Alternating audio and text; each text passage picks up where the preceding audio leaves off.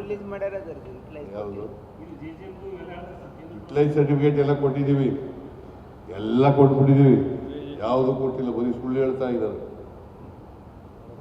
Utilisation certificate ಕೊಟ್ಟಿದ್ದೀವಿ.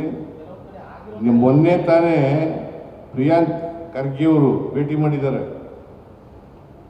ಕೇಂದ್ರದ ಮಂತ್ರಿನ, ಅದ್ರ ಬಗ್ಗೆ ಚಕಾರನೇ ಎತ್ತಿಲ್ಲ.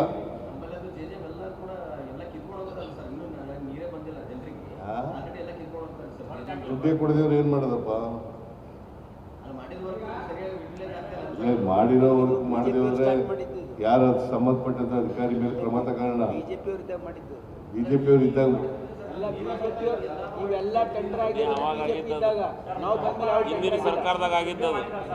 ಆಯ್ತಪ್ಪ, ನಮ್ಮ ಕಾಲದಲ್ಲಿ ತಪ್ಪಾಗಿದ್ರು ಯಾರು ತಪ್ಪು ಮಾಡಿದ್ರೆ ಅವ್ರ ಮೇಲೆ ಕ್ರಮ ತಗೋಣ.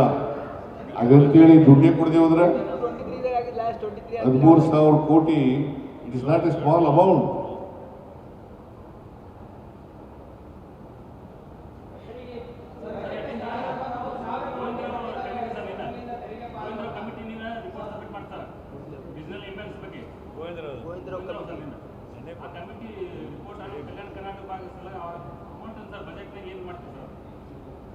ಬಜೆಟ್ನಲ್ಲಿ ಅಳವಡಿಸ್ತೀವಿ ಅದನ್ನು. ಶಿಫಾರಸುಗಳಿದೆಯಲ್ಲ, ಶಿಫಾರಸುಗಳನ್ನ ನೋಡಿಲ್ಲ ಇನ್ನ. ಬಟ್ ಅವರು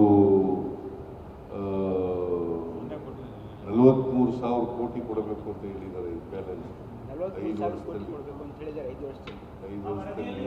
ಮುಂದಿನ 5 ವರ್ಷದಲ್ಲಿ ಮಾಡ್ತೀವಿ.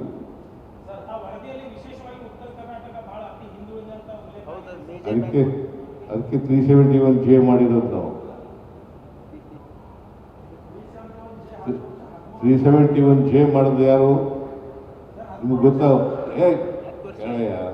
ನಿಮ್ಗೆ ಗೊತ್ತಾ ಯಾರು ಮಾಡಿದ್ರು ಅಂತ? ಅದ್ವಾನಿ ಅವರು ಏನು ಹೇಳಿದ್ರು ಅಂತ ಗೊತ್ತಾ? ಏನಂತ ಹೇಳಿದ್ರು? ಯಾರು ಅದು? ಯಾವ ಪಕ್ಷದವರು? ಯಾವ ಪಕ್ಷದವರು ರೀ? ಅದು ಹೇಳಲೇ ಇಲ್ಲ ನೀವು. ನಾಚಿಕೊಂಡು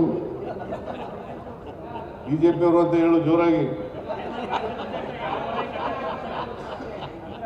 ಬಿಜೆಪಿ ಉಪಪ್ರಧಾನಿ ಆಗಿದ್ರಲ್ಲ ಅದ್ವಾನಿಯವರು, ಅವರು SM ಕೃಷ್ಣ ಅವರು ಮುಖ್ಯಮಂತ್ರಿ ಆಗಿರುವಾಗ ಪತ್ರ ಬರೆದರು, ಈ ಸಂವಿಧಾನವನ್ನು ತಿದ್ದುಪಡಿ ಮಾಡಿ 371 ಸೇರ್ಸಕ್ಕಾಗಲ್ಲ, ಹೈದರಾಬಾದ್ ಕರ್ನಾಟಕಕ್ಕೆ ವಿಶೇಷ ಸ್ಥಾನಮಾನ ಕೊಡೋಕ್ಕಾಗಲ್ಲ ಅಂತ ಯಾರು ಬರೆದವರು?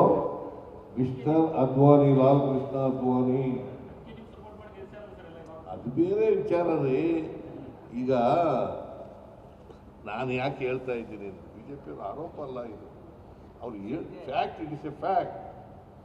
ದೇರ್ ಆರ್ 2 ಇದರಲ್ಲಿ ಪ್ರಿನ್ಸಿಪಲ್ಸ್ ಇದೆ.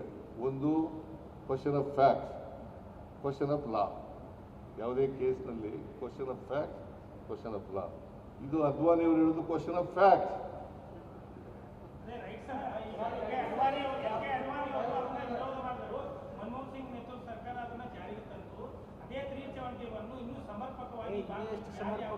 ಏನ್ ಆಗತ್ತಪ್ಪ ಸಮರ್ಪಕ? ಏನ್ ಸಮರ್ಪಕ ಹೇಳು, ಸಲಹೆ ಕೊಡು. ಸಾಕಷ್ಟು 70,000 ಹುದ್ದೆ ಫಿಲಪ್ ಆಗಿದೆ ಈ ಭಾಗದಲ್ಲಿ. 80,000ರಿಂದ 90,000 ಹುದ್ದೆಗಳು ಭರ್ತಿ ಆಗಿದ್ದಾವೆ.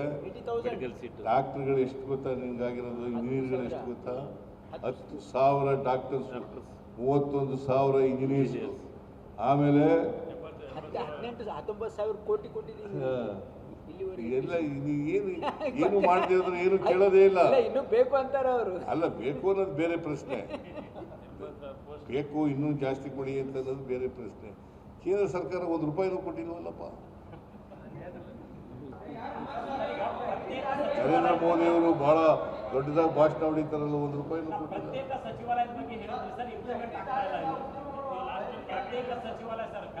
ಮಾಡೋಣ ಮಾಡ್ತೀವಿ. Thank you.